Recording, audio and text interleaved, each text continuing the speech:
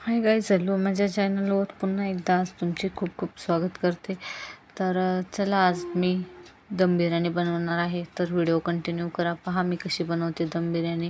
Video आवडला तर like करा आणि चॅनलला जर सबस्क्राईब केलं नसेल तर चॅनलला सबस्क्राईब करा। तर चला सुरू करूया। तर इथे एका बाउलमध्ये मी पाणी घेतलेलं आहे आणि बासमती तांदूळ अर्धा किलो आहे, त्यामधला थोडा मी ठेवलेला आहे काढून। आणि पाण्यामध्ये त्याला आपण 15 ते 20 मिनिटे भिजवत ठेवायचं आहे।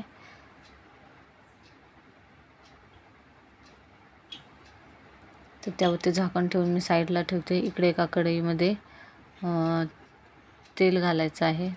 तेल थोडं जास्त घालते कारण यामध्ये आपल्याला कांदा फ्राय करायचा आहे। तर इथे मी 2-3 मोठे मोठे कांदे कापून ठेवले होते असे लांब लांब स्लाइसमध्ये।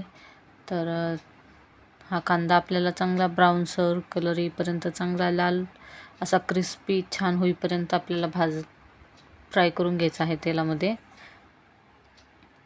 चांगलं पूर्ण क्रिस्पी होण्यासाठी याला 5 मिनिटे तर लागतात। हाय फ्लेमवर फ्राय करायचा आहे म्हणजे छान क्रिस्पी होतो। तर कांदा फ्राय होत राहील तोपर्यंत मी पेस्ट बनवून घेते।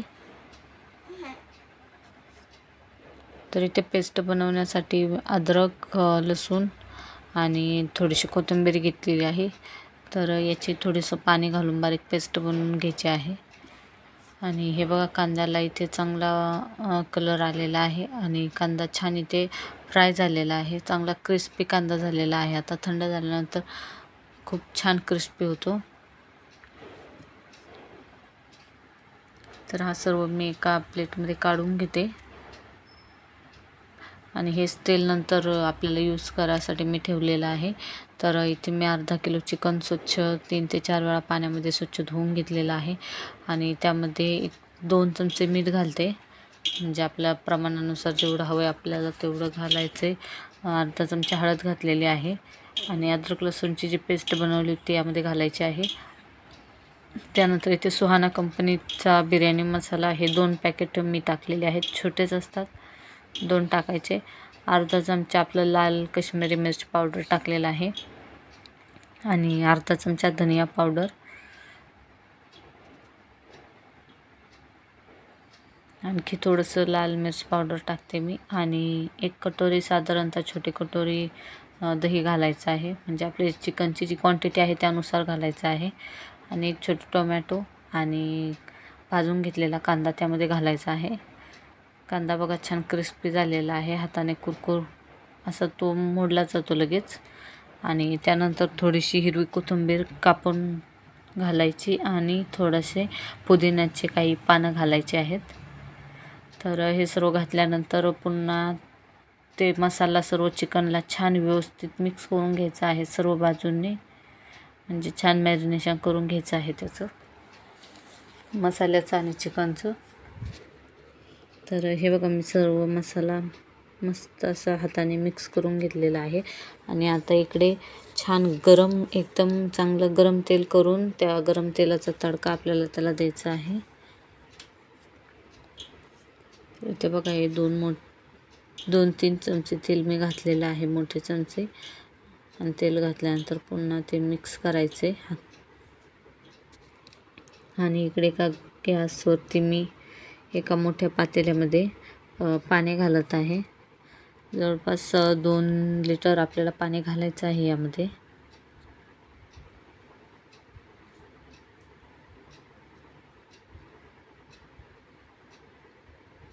आणि 1 चमचा यामध्ये मी तेल टाकलेलं आहे आणि काही खडे मसाले टाकायचे आहेत, जसं का तेजपत्ता, थोडेसे जिरे, लवंग, मिरे, आणि 1 चमचा मीठ घालते। त्यानंतर 1-2 चमचे घालायचेत आणि त्यानंतर आपण बासमती तांदूळ भिजत ठेवलेला तो त्यामध्ये ॲड करायचा आहे। त्यामधलं पाणी काढून मग सर्व पाण्याला उकळी आल्यानंतर तो सर्व तांदूळ यामध्ये ॲड करायचा आहे।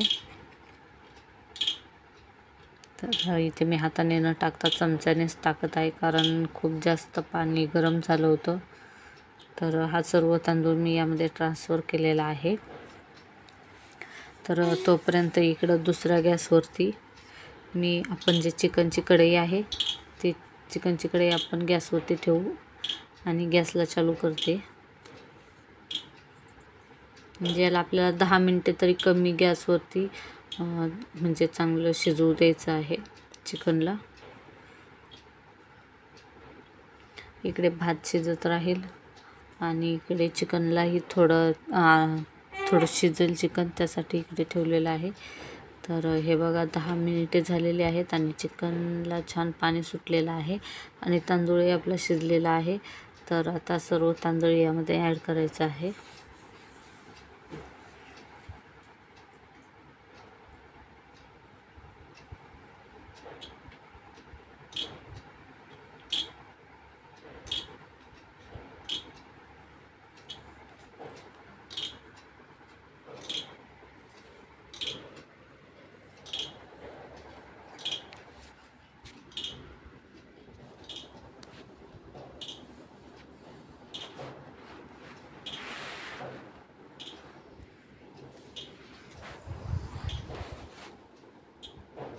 आणि सर्व तांदूळ मी टाकलेला आहे आता. तर यावरती थोडीशी कोथिंबीर टाकायची आहे आणि त्यानंतर थोडा कांदा मी ओतून टाकण्यासाठी ठेवला होता, कांदा टाकायचा आहे. आणि यावरती झाकण ठेवून यावरती काहीतरी जड असं ठेवून आपल्याला 10 ते 15 मिनिटे स्लो फ्लेमवर शिजवून घ्यायचं आहे. तर हे बघा 15 मिनिटानंतर पाहू शकता आपली झटपट दम बिर्याणी कशी मस्त अशी तयार आहे. तर चला आता मी खाण्यासाठी प्लेट करते. तर अशा पद्धतीने तुम्हीही घरी बनवा आणि खूप सोप्या पद्धतीने आहे आणि खूप छान टेस्टी बनते. बाहेरच्या हॉटेलच्या पेक्षाही खूप जास्त छान टेस्टी बनते. नक्की घरी बनवून पहा. आणि माझा व्हिडिओ तुम्हाला कसा वाटला मला कमेंटमध्ये सांगा आणि एक लाईक करा आणि चॅनलला सबस्क्राईब करा. तर भेटूया पुन्हा अशाच एका छान रेसिपी बरोबर. तर आजच्यासाठी बाय बाय.